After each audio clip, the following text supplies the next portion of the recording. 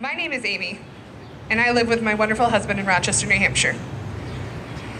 As a mother of 2 children and a stepson, I've learned firsthand the challenges families face around the state with the high cost of childcare. It puts families like mine in the difficult economic dilemma where we're forced to choose between caring for our child or going to work. Since my first child was born 5 years ago, I've greatly struggled with the decision between working or staying home to care for my family.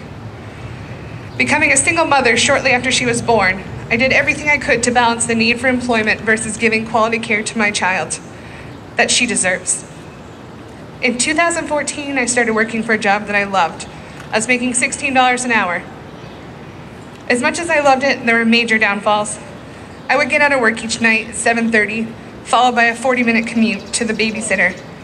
Finding a babysitter that works till 8 o'clock at night, nonetheless, is hard. Usually not getting home till past 8 p.m.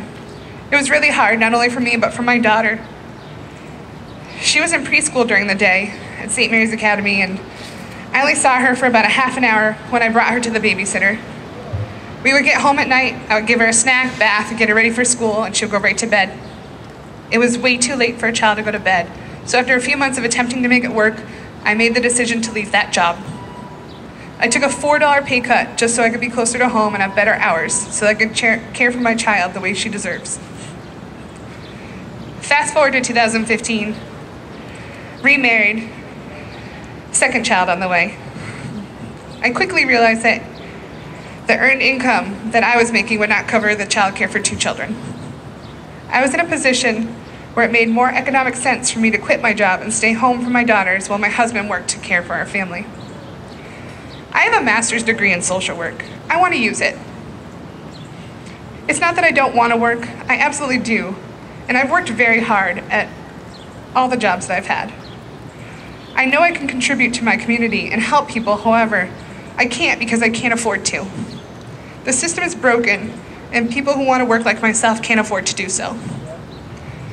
I'm so fortunate to have a loving husband who works 50 to 60 hours each week.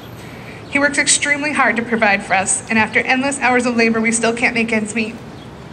Just this month alone, we can't even pay our rent. And he works hard. We can't afford to register a car. We can't afford to buy food. And if I can't do it, there's many who can't.